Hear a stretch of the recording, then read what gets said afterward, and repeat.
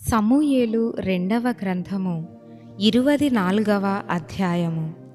ఇంకొక మారు యెహోవా కోపము ఇశ్రాయేలీయుల మీద రగులు కొనగా ఆయన దావీదును వారి మీదికి ప్రేరేపణ చేసి, నీవు పోయి ఇశ్రాయేలు వారిని యూదా వారిని లెక్కించుమని అతనికి ఆజ్ఞ ఇచ్చెను.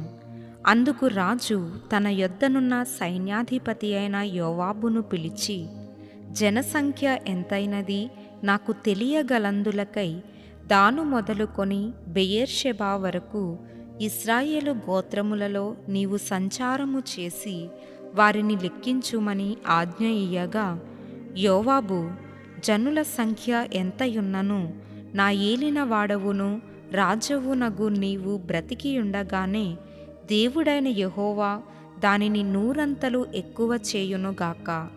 నా ఏలిన వాడవును రాజవునగు నీకు ఈ కోరిక ఏల పుట్టెననెను.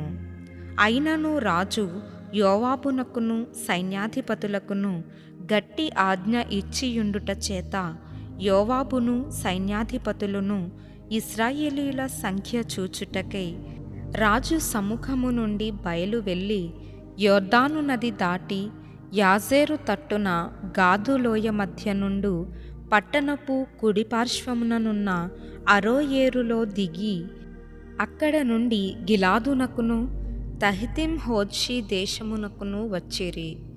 తరువాత దానాయానుకును పోయి తిరిగి సీదోనునకు వచ్చిరి. అక్కడ నుండి బురుజులు గల తూరు పట్టణమునకును హివ్వీయుల యొక్కయు కనానీయుల యొక్కయు పట్టణములన్నిటికిని వచ్చి యూదా దేశపు దక్షిణ దిక్కుననున్న బెయేర్షెబా వరకు సంచరించిరి. ఈ ప్రకారము వారు దేశమంతయు సంచరించి 9 నెలల 20 దినములకు తిరిగి యెరూషలేమునకు వచ్చిరి. అప్పుడు యోవాబు జనసంఖ్య వెరసి రాజునకు అప్పగించెను. ఇశ్రాయేలు వారిలో కత్తి దూయగల 8 లక్షల మంది యోధులుండిరి. యూదా వారిలో 5 లక్షల మంది యుండిరి. జనసంఖ్య చూచినందుకై దావీదు మనస్సు కొట్టుకొనగా అతడు, నేను చేసిన పని వలన గొప్ప పాపము కట్టుకొంటిని. నేను ఎంతో అవివేకినై దాని చేసి తిని.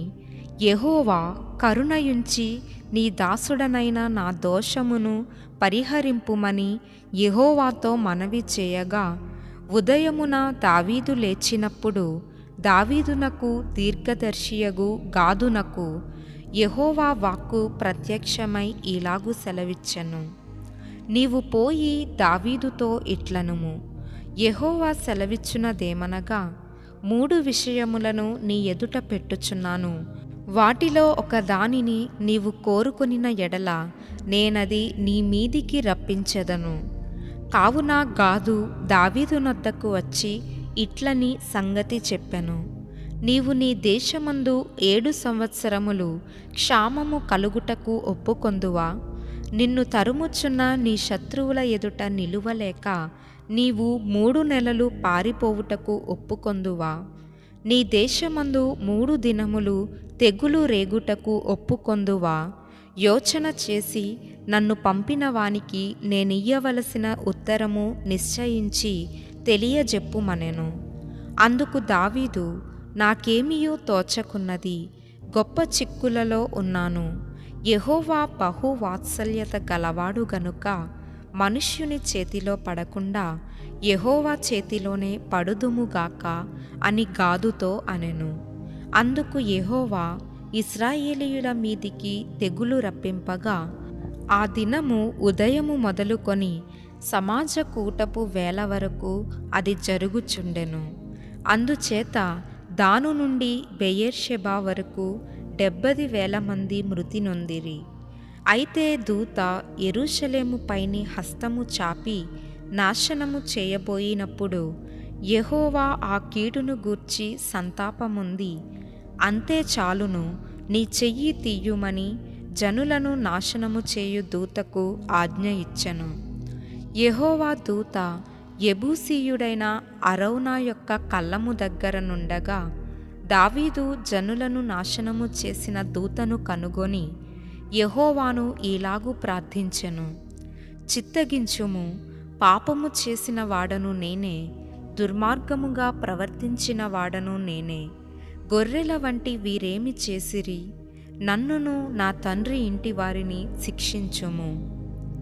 ఆ దినమున గాదు దావీదునొద్దకు వచ్చి, నీవు పోయి యెబూసీయుడైన అరౌనా యొక్క కళ్ళములో యెహోవా నామమున ఒక బలిపీఠము కట్టించుమని అతనితో చెప్పగా, దావీదు గాదు చేత యెహోవా ఇచ్చిన ఆజ్ఞ చొప్పున పోయెను.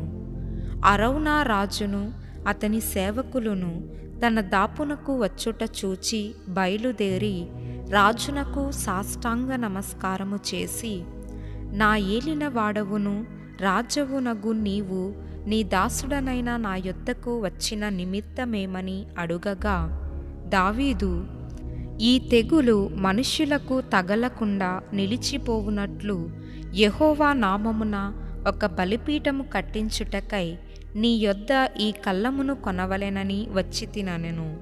అందుకు అరౌనా, నా ఏలిన వాడవగు నీవు చూచి ఏది నీకు అనుకూలమో దాని తీసుకొని బలి అర్పించుము. చిత్తగించుము, దహన బలికి ఎడ్లున్నవి, నూర్చు కర్ర సామానులు కట్టెలుగా అక్కరకు వచ్చును.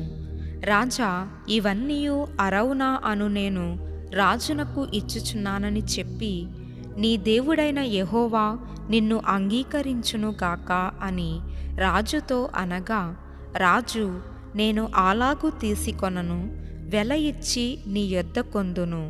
వెల ఇయ్యక నేను తీసుకొనిన దానిని నా దేవుడైన యెహోవాకు దహన బలిగా అర్పించనని అరౌనాతో చెప్పి ఆ కళ్ళమును ఎడ్లను 50 తులముల వెండికి కొనెను. అక్కడ దావీదు యెహోవా నామమున ఒక బలిపీఠము కట్టించి దహన బలులను సమాధాన బలులను అర్పించెను. యెహోవా దేశము కొరకు చేయబడిన విజ్ఞాపనలను ఆలకింపగా ఆ తెగులు ఆగి ఇశ్రాయేలీయులను విడిచిపోయెను.